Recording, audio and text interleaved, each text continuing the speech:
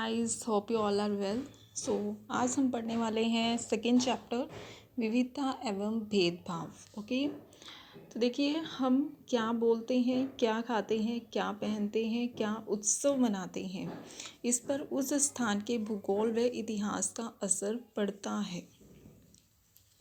Okay, तो पूर्वाग्रह क्या होता है? तो इसका अर्थ है पूर्व निर्णय लेना, मतलब पहले से कुछ निर्णय ले लेना, अर्थात किसी भी मामले के तथ्य की जांच किए बिना ही अगर हम राय बना लेते हैं तो वही होता है पूर्वाग्रह। ओके, कई बार हम लोगों के संदर्भ में नेगेटिव पूर्वाग्रह बना देते हैं जो कि भेदभाव को जन्म देता है, जैसे कि अंधविश्वास। जैसा किसी ने बोल दिया हम उस पर विश्वास कर लेते हैं, हम पूर्वाग्रह बना लेते हैं कि ये तो ऐसा ही होगा। ओके, तो कुछ सामाजिक पूर्वाग्रह जो कि लड़का और लड़की में भेदभाव को जन्म देते हैं, जैसे लड़की के बारे में कहा जाता है कि लड़कियां ऐसी होती हैं कि कमज़ोर, कोमल और मृदु स्वभाव की होती हैं, तो हमें ऐसा लगता है कि हाँ लड़कियां ऐसी ही होती होंगी। ठीक है, और लड़कों को कहा जाता है कि वे रोते नहीं हैं, कमज़ोर नहीं होते हैं, बल्कि वो बहादुर होते हैं। लेकिन ये जो है हम पूर्वाग्रह बना लेते हैं, अपने मन में पूर्व धारणा बना लेते हैं कि लड़के बाकायदा ऐसे ही होते होंगे, लेकिन ऐसा नहीं है। ठीक है, सभी लड़के एक जैसे नहीं होते, सभी लड़कियां एक जैसी नहीं होती हैं। रूढ़िबद्ध धारणा, जब हम सभी लड़कों को एक ही छवि में बांध देते हैं, ठीक है, तो उनके बारे में पक्की धारणा बना लेते हैं, उसे हम कहते हैं कि हमने एक रूढ़िबद्ध धारणा बना ली है, और मतलब उसे रूढ़िबद्ध धारणा कहा जाता है। ठीक है, लेकिन क्या सभी इंसान एक जैसे होते हैं? नहीं।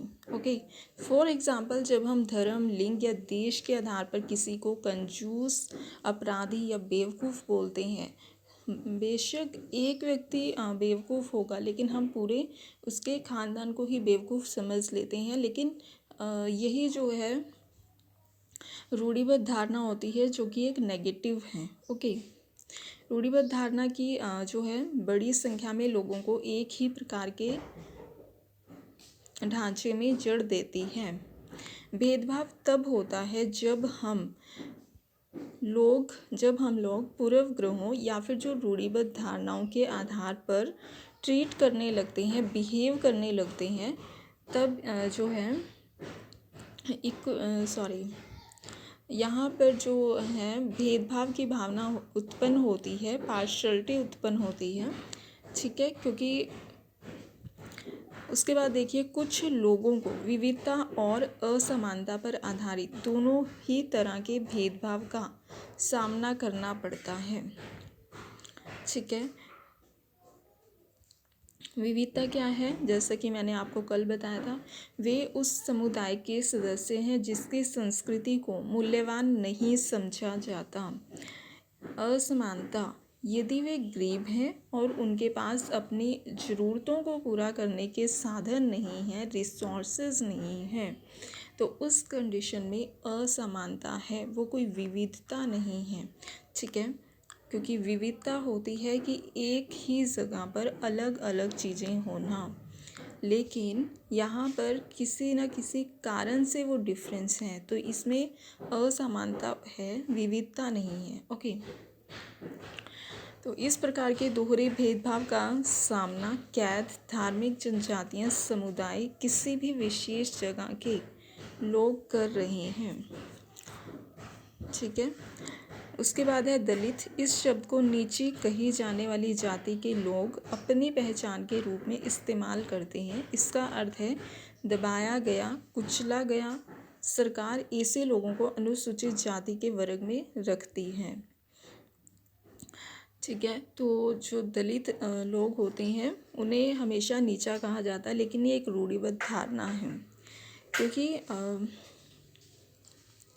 जिसे अब कैटेगरी माना गया है और अब यही माना जाता है कि उस कैटेगरी के लोग ऐसे ही होंगे, या नीची कास्ट, मतलब नीची कही जाने वाली ये कास्ट है, क्योंकि वो दबा हुआ वंश है, तो इसलिए उसको नीची जाति कहा जाता है। हालांकि क्या ये ज़रूरी नहीं है कि वो आज भी उसी कंडीशन में हो जिस कंडीशन में पहले थे, ठीक है। तो समय के अकॉर्डिंग उनकी कंडीशन चेंज होती रहती है, लेकिन जो कास्ट जो उनके हमारे दिमाग में उनके लिए जो रूढ़िबद्ध धारणा बनी है वो कभी चेंज नहीं हो पाती है, जिसे बदलना चाहिए, ठीक है। तो देखिए, इंडिया में जाति व्यवस्था भी भेदभाव को जन्म देती है, इसलिए कास्ट सिस्टम की वजह से बहुत ज़्यादा भेदभाव उत्पन्न होते हैं। स्वतंत्रता के लिए किया गया संघर्ष में समानता के व्यवहार के लिए किया गया संघर्ष भी शामिल था, ठीक है। जब स्वतंत्रता के लिए लड़ाई लड़ी गई आज़ादी के लिए, तो उस टाइम पे समानता के व्यवहार के लिए भी ये संघर्ष लड़ा गया था, क्योंकि उस टाइम पे ये नहीं देखा गया था कि हम हिंदुओं को आज़ादी देना चाहते हैं या मुस्लिम को, या फिर इस कैटेगरी को देनी है या इस कैटेगरी को नहीं देनी है। ऐसी कोई भावना नहीं थी उस टाइम पे। समानता का ट्रीट किया गया था उस टाइम पे, जब हमारा देश आज़ाद हुआ। ओके, 1947 में जब भारत स्वतंत्र हुआ तो संविधान में समानता को लिया गया और इसे कानूनी रूप दिया गया, परंतु आज भी असमानता व्याप्त है, क्योंकि हर जगह समानता नहीं है। आज भी जो है लोगों को असमानता के रूप से देखा जाता है, ठीक है। तो चलिए, आज की हमारी वीडियो इतनी है, ठीक है। फिर मिलते हैं नेक्स्ट वीडियो के साथ। Bye bye.